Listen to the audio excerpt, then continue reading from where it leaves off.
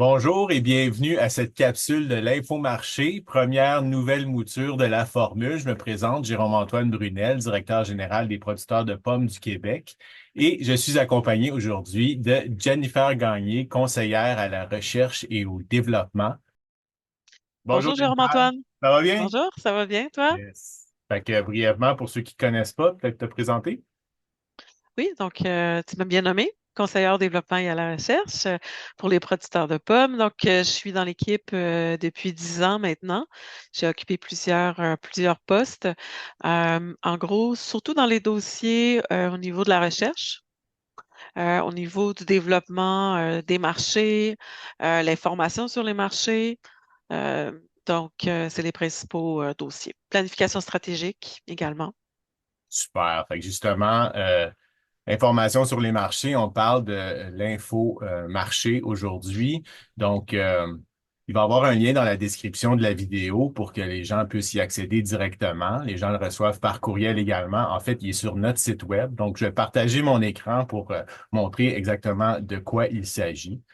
Fait que si on est sur notre site Internet, donc producteur de pommes du Québec.ca, vous cliquez sur producteur ici, c'est le chemin le plus simple. Pour la mise en marché, on va sur information sur les marchés. Comme j'ai dit, le lien va être dans la description. Maintenant, on a ici l'infomarché d'aujourd'hui, le 25 octobre. Donc, si on clique, on obtient ce document-là. Et donc, de quoi il s'agit exactement, Jennifer, là, pour ce qui est de l'infomarché? C'est quoi ça, l'infomarché? Oui, peut-être introduire là, le fait que c'est un document qui est réalisé depuis plusieurs années. Donc, depuis 2015, c'est la fédération qui le produit. Mais avant ça, c'était le Conseil québécois de l'horticulture. Et avant ça, il y avait un consultant qui le faisait. Donc, ça fait au-dessus de, je crois, 30 ans que ce document-là est produit. Il y a eu plusieurs mises en page, formats, mais sensiblement les mêmes informations présentées peut-être différemment, mais c'est les mêmes informations. Donc, ce que ça fait un résumé du prix de la pomme fraîche, la pomme de transformation, les expéditions, donc les volumes qui sont transigés. C'est essentiellement des données qui proviennent des États-Unis. Mais on fait un résumé de ce qu'on trouve comme information donc aux États-Unis, mais aussi au Québec. Mais en gros, là, ça fait le résumé de la semaine dernière On va voir ça en sur les détail. marchés. Exactement. Là, en premier lieu, on voit, bon, il y a un taux de change, donc c'est sûr, comme tu as mentionné, il y a des données des États-Unis, donc on va obtenir des prix en dollars américains qu'on transfère en dollars canadiens pour comparaison. Donc là, dès le départ, dans l'infomarché, on a le taux de change qui a été utilisé pour les conversions. Après ça, on a des faits saillants, donc vraiment là, un résumé du document en détail qu'on va passer page par page, un résumé des tableaux. Pour cette semaine, le 25 octobre 2024, comment est-ce que tu lis ce tableau-là là, en le regardant à première vue? L'intérêt de faire cette première page-là comme ça, c'est d'avoir un coup d'œil rapide et de voir essentiellement, sans avoir aller voir dans les tableaux suivants, qu'est-ce qui se passe. Donc, on peut voir rapidement un résumé pour les trois régions productives. Washington, New York et Michigan. Donc, c'est trois États qui ont une production importante et qui ont une incidence sur le prix en Amérique du Nord. Donc, c'est pourquoi il y a d'autres États où on produit des pommes, là. Il y a d'autres provinces également, mais c'est vraiment au niveau de ces trois États-là là, qui fait vraiment une influence. Donc, ce que ça fait un résumé de ce qu'on trouve plus bas. Donc, les faits saillants, il y a autre chose, mais c'est vraiment ce qui nous a retenu notre regard sur les prix. Donc, ça fait vraiment un résumé de ce qu'on va trouver un peu plus loin. Comme tu as mentionné, c'est les différents marchés. Donc, la première colonne, le marché frais.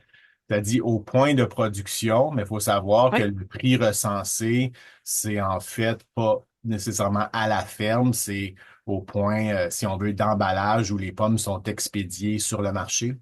Oui, tout à fait. Donc, on n'a pas les frais de livraison qui sont inclus là-dedans, là. Donc, c'est les pommes qui vont partir, là, qui vont être emballées, là, qui vont quitter pour être envoyées là, dans les différents points de vente, les chaînes, là, par exemple. On voit que le marché n'est pas nécessairement le même. Washington, le marché frais est à la hausse. à New York à la baisse et dans l'État du Michigan demeure stable pour cette semaine. Ensuite, Oui. le marché de la transformation. Pour ce qui est des expéditions, dans le fond, c'est vraiment les volumes. Donc, on parle pas de prix, mais on parle de volume euh, expédié finalement. Ouais, en fait, c'est les volumes qui sont transigés, qui bougent à l'intérieur des États-Unis. Ce sont des volumes qui peuvent être importés, conventionnels, bio. Donc, importés, exportés, c'est vraiment tous les volumes de pommes qui bougent à l'intérieur même des trois États. Puis on a deux comparaisons, cette semaine versus la semaine dernière, puis cette semaine versus à pareille date l'an dernier. Fait que ça nous donne un peu les tendances finalement. Effectivement.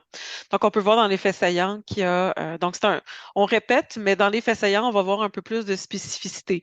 Bon, le marché frais hausse, oui, mais des fois, on peut faire référence à des variétés en particulier. Donc, c'est là que dans les faits saillants où on va voir l'information exactement, on fait référence à quoi.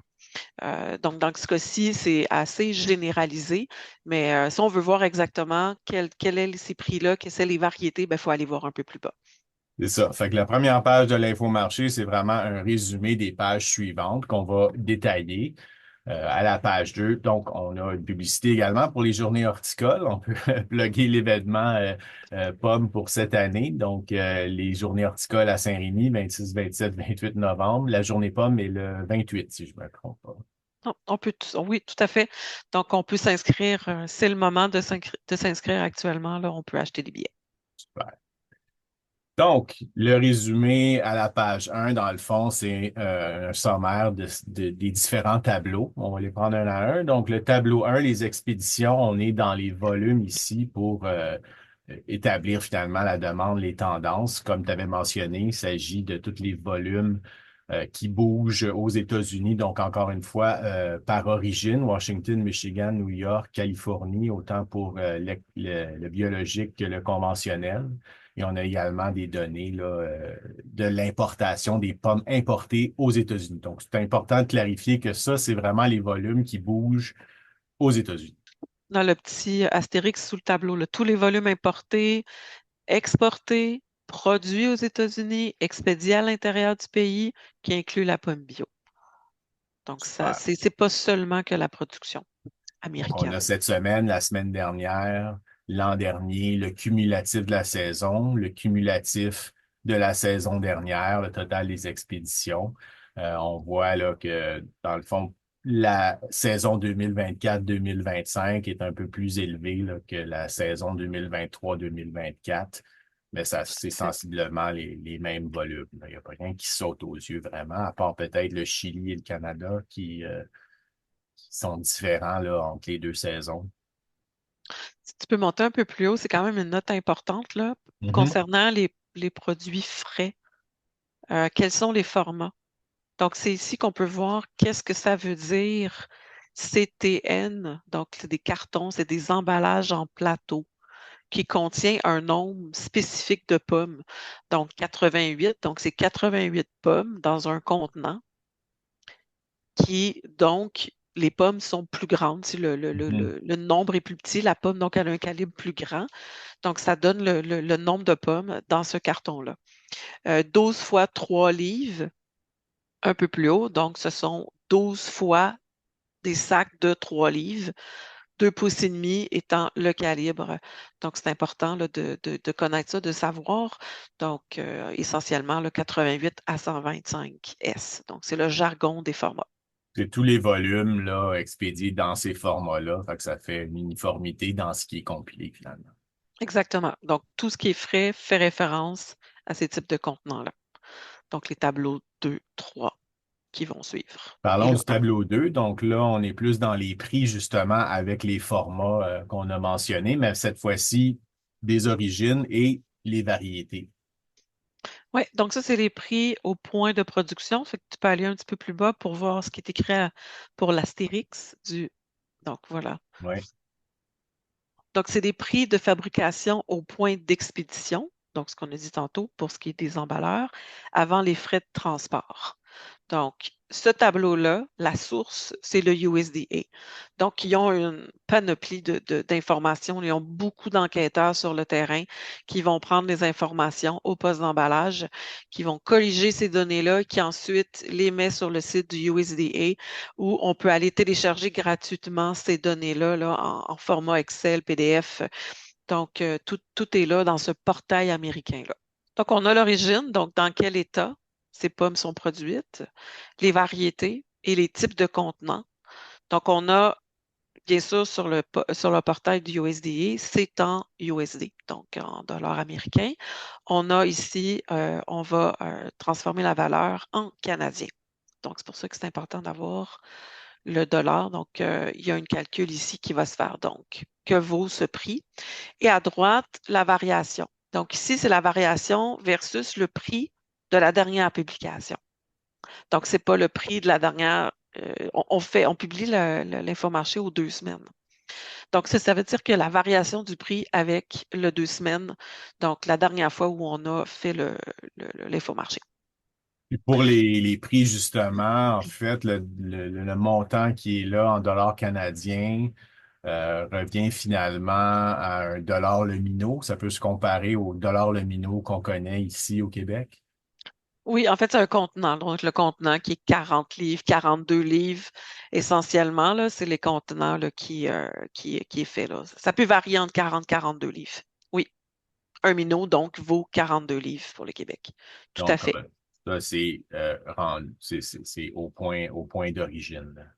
Et là, on met des couleurs là, pour qu'on puisse voir rapidement à l'œil si ça monte ou ça baisse.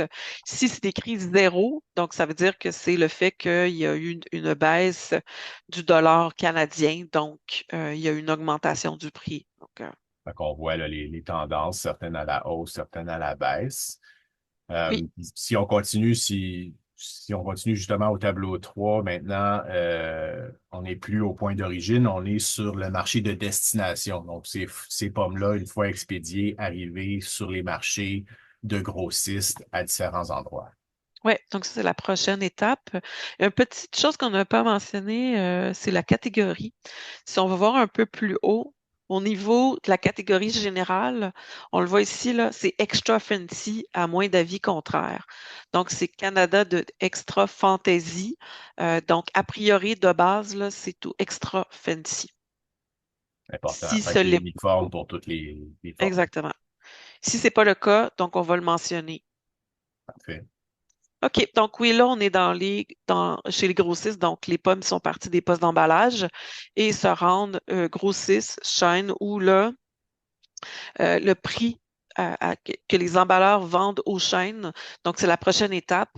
Donc, chez les grossistes de Boston, les origines, donc New York, Washington, avec les types de variétés et le format. Même chose ici, donc le prix canadien et le prix américain. Ce qu'on trouvait intéressant de voir aussi, c'est la comparaison en canadien avec la saison dernière. Donc ici, on va aller mettre si dans l'infomarché de cette semaine-là, on avait le prix. Donc, si c'est la case est vide, c'est que cette pomme-là n'était pas en vente ou il n'y avait pas de report de prix pour cette variété-là, l'origine et le grossiste. Donc, si on a un exemple ici pour la Macintosh en contenant 125, notre conversion donne environ 38 $ et 77 sous. Ouais. Sur le marché de Boston, la Macintosh qui est d'origine de New York. Et l'année passée, elle était à 32,78. Donc, il y a une augmentation de prix pour la Macintosh là, sur le marché, sur ce marché-là par rapport à l'an dernier. Ouais. Mm. On peut voir que la plupart ont augmenté, sauf pour la granicite, qui semble être moins chère cette année, Mm. si on compare avec l'année passée.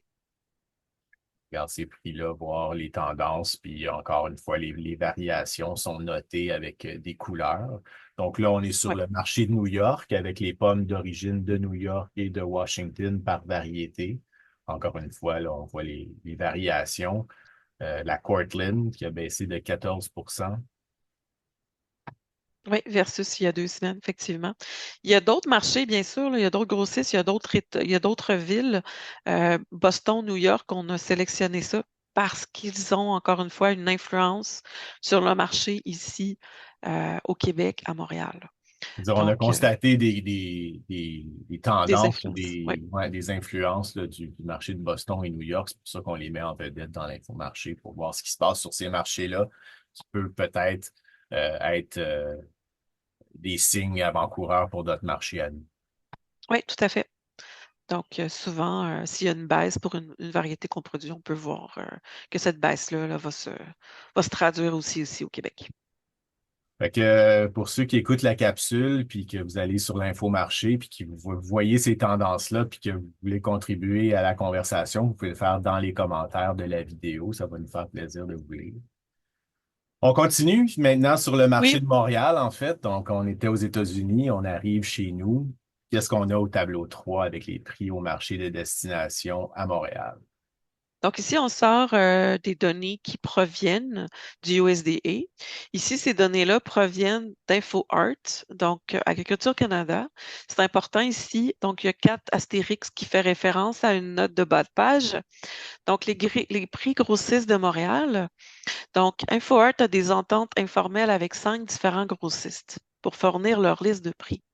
Leur participation est volontaire et les listes de prix sont confidentielles. Donc, on peut dire ici qu'avec certitude que ces prix-là, ce sont la moyenne d'au moins 3 grossistes différents à Montréal. Donc, on peut voir les pommes d'origine Québec et Mhm. les variétés avec les formats. Donc, ici, c'est en dollars canadiens seulement et on a les prix de l'année dernière. Donc, on peut voir qu'il y a une baisse pour certaines variétés, Macintosh, Spartan, Cortland.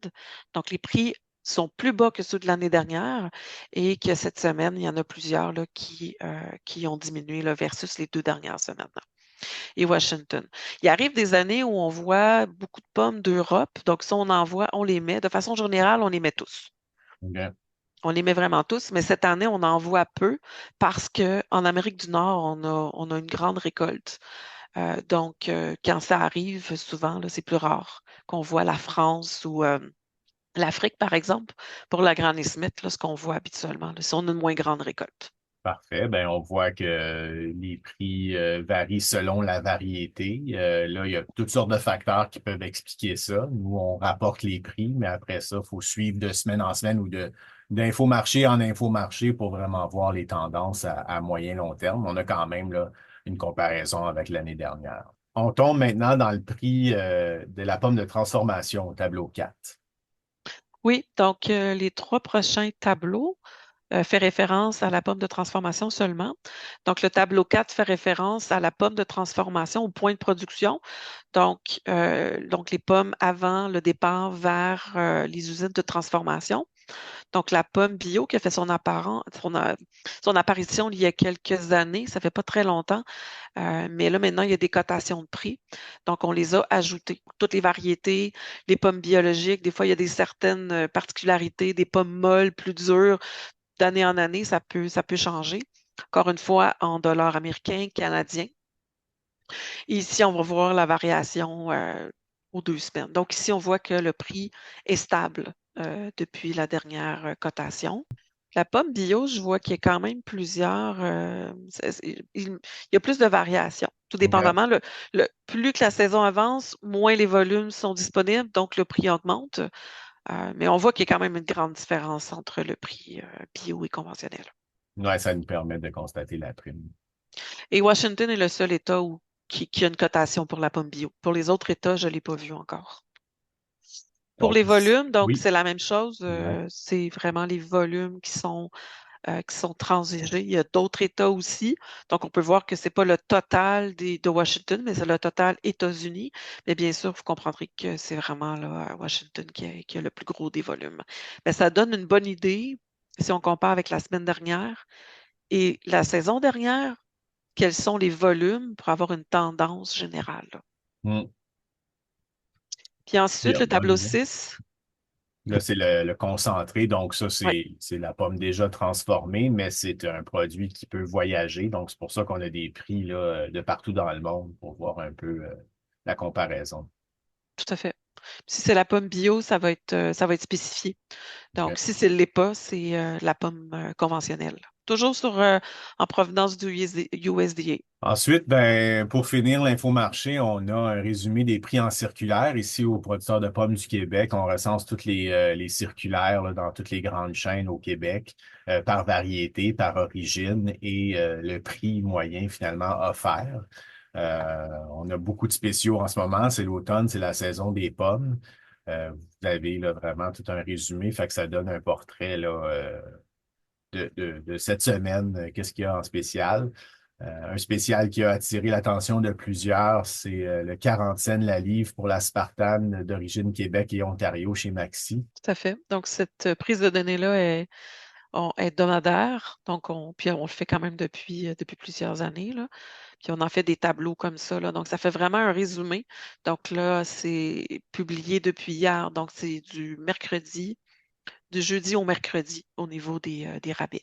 Et on fait un tableau distinct là, pour la pomme bio. À la fin, on a les pommes biologiques chez Rachel Berry, dont on voit le Ouais, prix, euh, qui n'est pas beaucoup plus élevé là, que certains spéciaux de la pomme conventionnelle. Donc, en somme, l'infomarché il est disponible en lien dans la description, également sur notre site Internet. D'autres éléments, Jennifer, par rapport à l'infomarché spécifique de cette semaine? ben, en fait, ben, c'est gratuit, c'est là. Si vous avez des commentaires pour que nous améliorons, des ajouts, donc on est ouvert à tout commentaire. On va améliorer aussi l'envoi. On a des idées aussi pour transformer l'apparence. Merci beaucoup, Jennifer. Un plaisir. Bonne journée. À la prochaine.